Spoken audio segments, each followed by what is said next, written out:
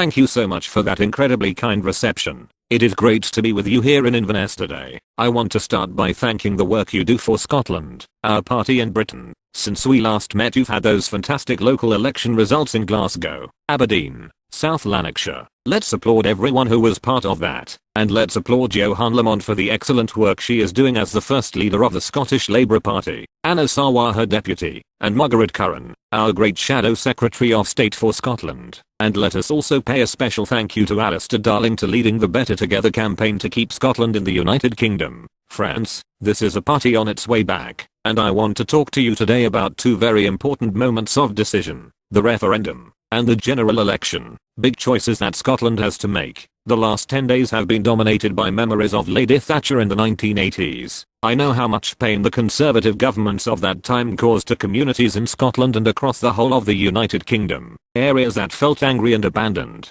social division, and the injustices of the poll tax. And the reason the Tories were able to do this because they won election after election. If we learn one thing from this history, it is that we must never allow a Tory government in Westminster to do what was done over 18 years after 1979. It was a Labour government that stopped them in 1997. And I have news for the SNP. By making David Cameron's government a one-term government, it will be Labour that does it again in 2015. And let me talk to you today about the scale of challenge that we face. You know the similarities between what is happening under this Tory-led government in Scotland now and what happened under the Tory governments in the 1980s. But the parallels don't end there. What ushered in that Tory government was the failure of the old order in 1970s. So to today, 5 years on from the financial crisis of 2008, our banks still failing, our living standards still falling, the people of Britain, of Scotland, paying the price, the old order breaking down again. And just like back then, it is because the old way of running our economy just doesn't work anymore.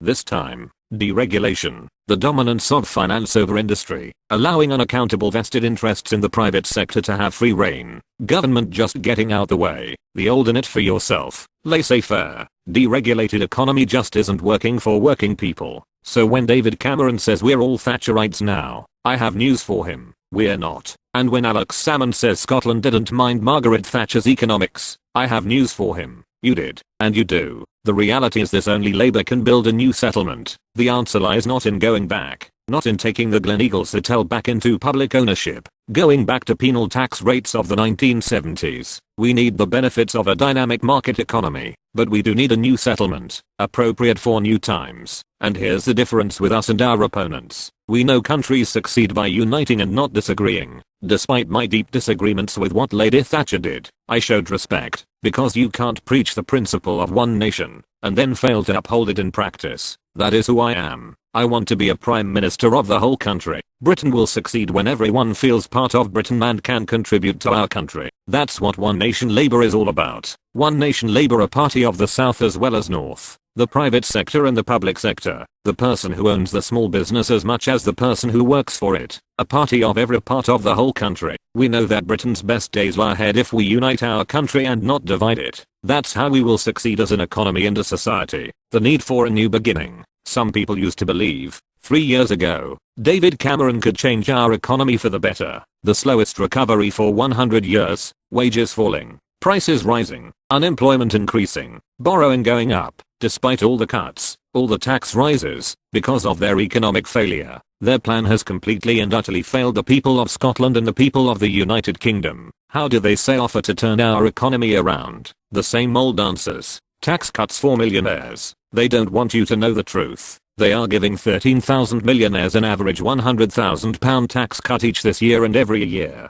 Same old Tories. The same old way of doing things that says wealth trickles down from those at the top to everyone else. That just doesn't work. And what else do they propose? Fewer rights at work for everyone else. Parliament recently debated the government's plans to swap shares for your employment rights. It was described as a positively dreadful idea and an ill-thought-through attack on employment rights. Who do you think used the words? It wasn't Len McCluskey, not Margaret Curran, not even Vince Cable, but Michael Forsyth. These Tories are too right-wing even for Michael Forsyth. Now even the Tories don't trust the Tories on employment rights. We could have told them that a long time ago. And from the people who brought you what they called the community charge, or what we know as the poll tax, comes a new idea, because he's a PR guy. David Cameron calls it the spare room subsidy, but let's call it what it is. It is the iniquitous the bedroom tax. The bedroom tax forcing people out of their homes, driving up costs as they force people into the private sector. What kind of government thinks that is the way to turn our economy around? Let me tell you, a heartless government, and a hopeless one too. This Tory-led government, and all the time, what do?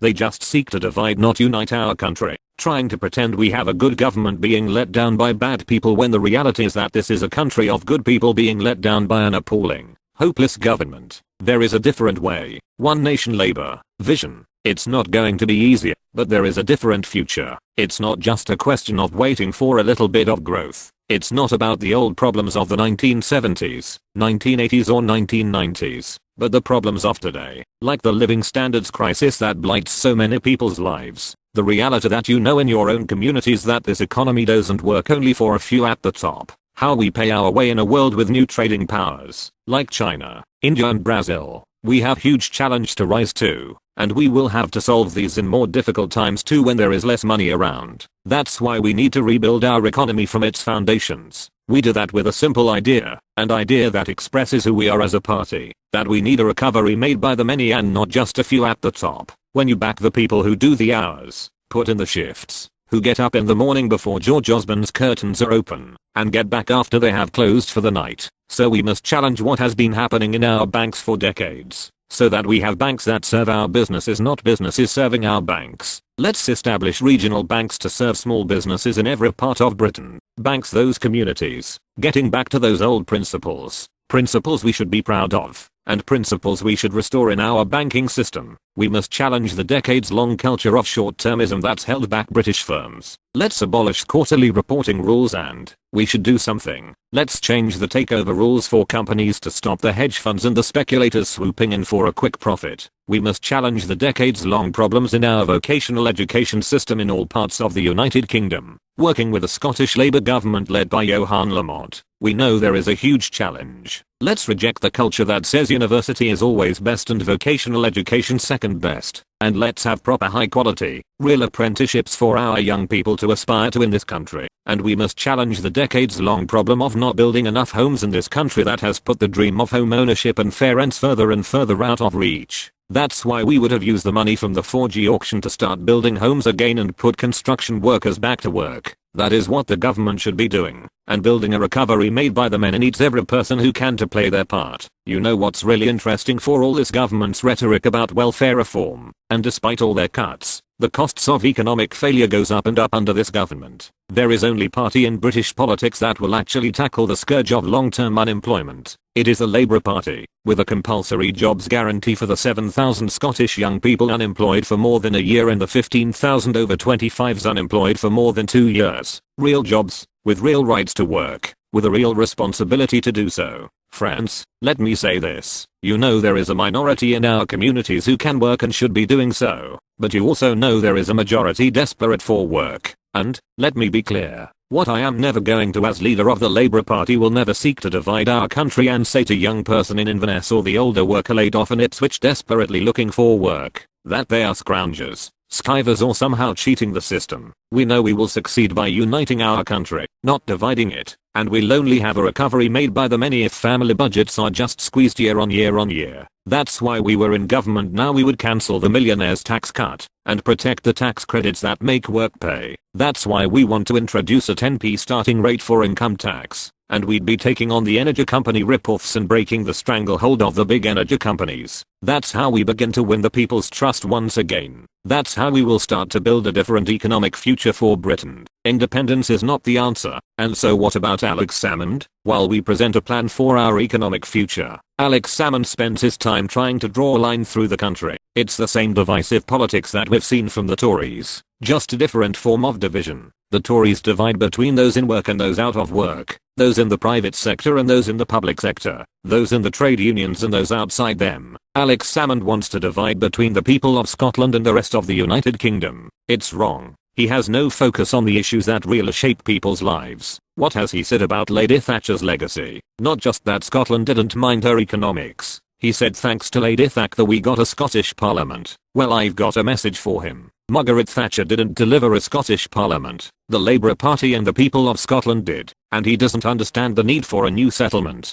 Despite all his rhetoric, he defends the old order. His is a narrow nationalism that thinks the way Scotland prospers is in a race to the bottom across the UK in corporation tax while doing nothing for working people. His is a narrow nationalism that says if it is in the interest of the SNP then it is okay to do cozy deals with Rupert Murdoch. His is a narrow nationalism that prays for Tory success so that he can convince people that the only way to get rid of the Tories is to get out of the UK. He claims oppose the Tories but he wants them to succeed. We are going to stop them in their tracks. Have you ever heard such a selfish, self-serving, narrow-minded, blinkered, in it for yourself, divide and rule piece of nonsense? We know we need to celebrate our shared history, build our shared future, and elect a Labour government. Conclusion. Our country has been here before. Huge challenges our country faces, dark and difficult times, but every time we have come through the storm, it is because we have come together, joined together, worked together, the people of Scotland, the people of Britain. So here is my message to you.